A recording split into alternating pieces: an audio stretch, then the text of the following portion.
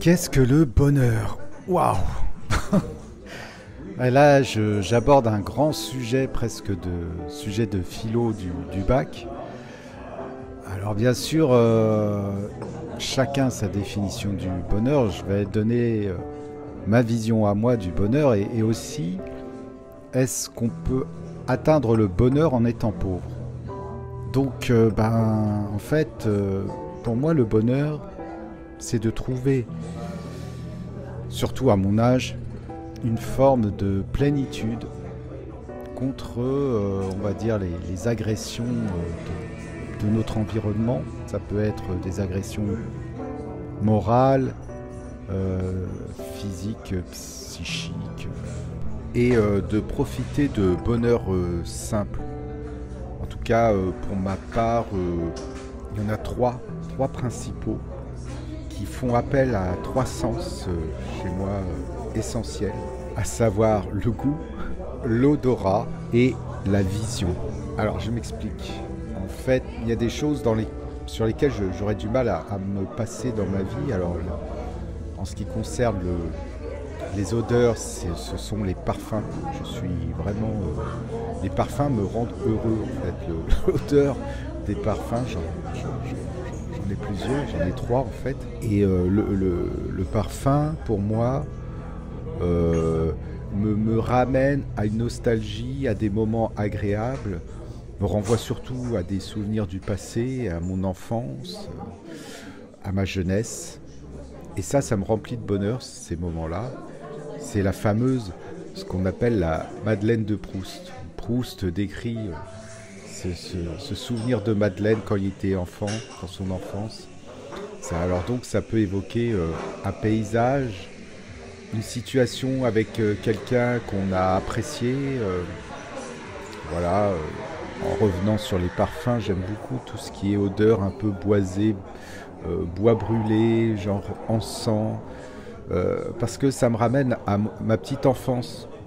Quand j'étais petit, j'étais souvent malade et ma mère me laissait à la maison. Donc j'avais un médecin qui était assez conciliant et qui disait il ira pas à l'école aujourd'hui, c'était systématique. Mais moi j'adorais ça, j'étais tellement heureux quand je tombais malade, je pouvais rester à la maison. Et ma grande joie, c'était de pouvoir aller dans la chambre de mon frère, qui était pour moi à l'époque une caverne d'Ali Baba. Et bien sûr, alors fallait faire très attention à tout remettre à sa place pour pas qu'il s'aperçoive que j'ai été fouillé dans sa chambre quand lui était à l'école justement. Et donc c'était en plus de ça, mon frère est quelqu'un qui était très minutieux, ordonné, méticuleux. Donc ses jouets étaient conservés dans un état impeccable, alors que moi, mes jouets, ils étaient tous cassés, démantibulés, démembrés, je veux dire. Genre Goldorak, quand j'avais, il manquait un bras, voilà tout ça.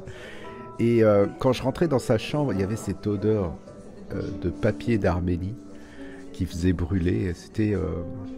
C'est quelque chose qui était assez fréquent à la maison, je ne sais pas pourquoi, on avait souvent du papier d'Arménie. Et donc, cette odeur d'encens, m'a marqué. Et aujourd'hui, j'essaye de retrouver cette odeur-là. Notamment, je retrouve un petit peu dans certains parfums.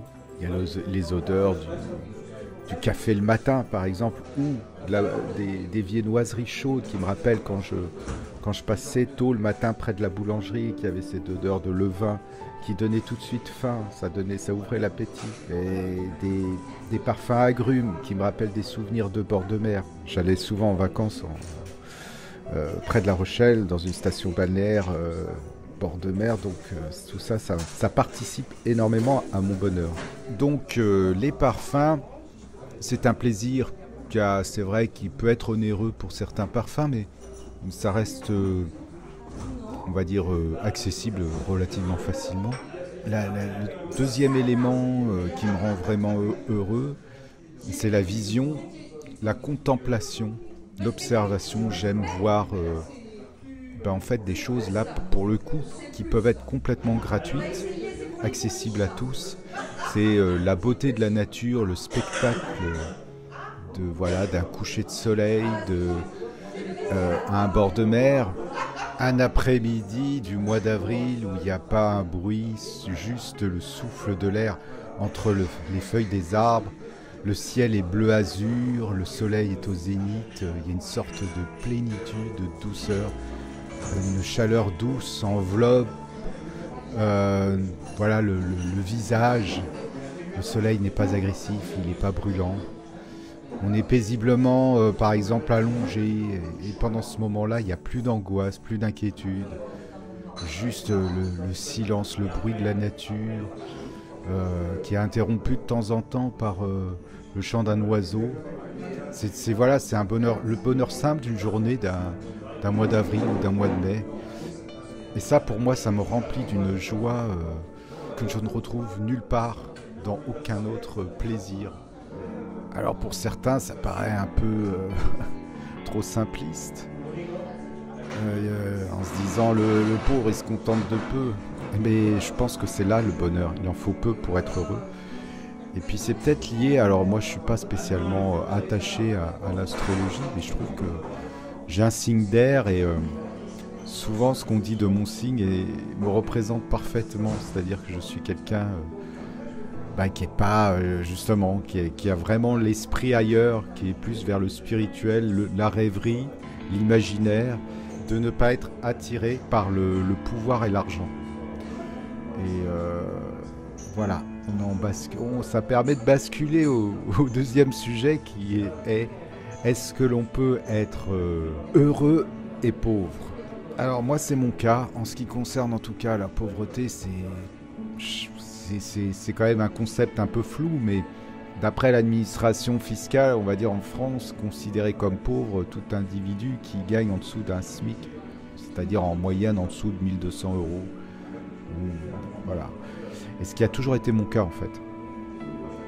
Et curieusement, je me suis jamais vraiment senti malheureux, parce que j'estime que si on arrive à manger à sa faim, avoir un toit au-dessus de la tête, se chauffer, tout le reste, c'est du bonus.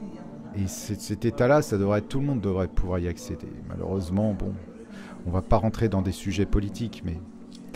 Et attention, j'en veux absolument pas aux riches. Je n'ai pas cette jalousie de me dire, moi j'ai pas, l'autre il a ça.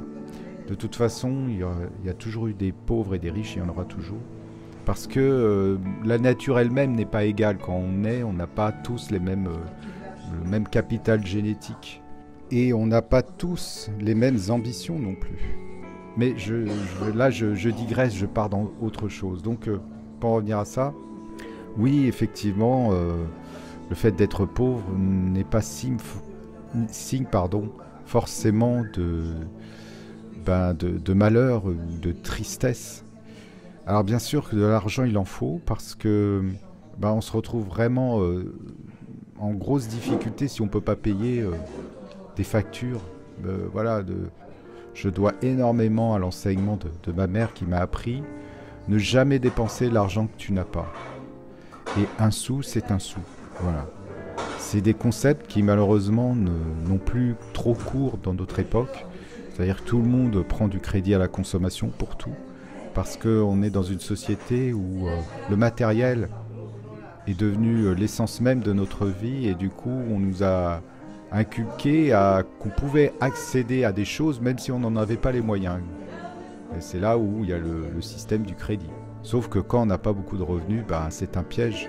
Pour quelqu'un qui a l'argent, très bien, c'est parfait. Mais par contre, quelqu'un qui est pauvre, il va très vite il peut se retrouver surendetté, et puis voilà. Interdit bancaire, les huissiers, enfin tout le processus. Et moi, j'ai jamais eu ça. Alors encore une fois, c'est quelque chose qui m'est très personnel. Ça, je veux dire, voilà, je ne dis pas que tout le monde devrait faire comme ça. Que de toute façon, c'était simple. Moi, vu ce que je faisais, je pouvais toujours me pointer à la banque pour un prêt immobilier. C'était pas possible. J'avais simplement droit... Non, ça me fait rire parce que j'y repense à nouveau et ça me revient en tête. Ma conseillère m'avait dit, on peut vous prêter 3 000 € si vous voulez. pour un achat immobilier, ça va être un peu juste quand même. Donc voilà, j'ai pas eu d'enfant, je me suis pas marié, donc et tout ça, ça rentre en compte aussi. Il y a tout un voilà. Donc j'avais du temps. Je n'étais pas dans l'obligation de trouver de la ressource parce que bah, fonder une famille, avoir des enfants, se marier, tout ça, ça fait partie, qu'on le veuille ou non, il faut de la ressource financière.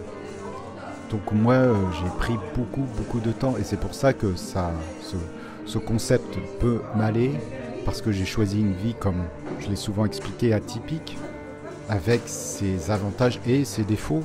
Hein. Il faut aussi pouvoir le vivre. Peu de gens pourraient vivre ma vie, je pense. Mais bon, c'est pour dire que c'est faisable, malgré tout. Alors, est-ce qu'on peut être heureux, pauvre et heureux? Je dirais oui. Mais il ne faut pas non plus... voilà.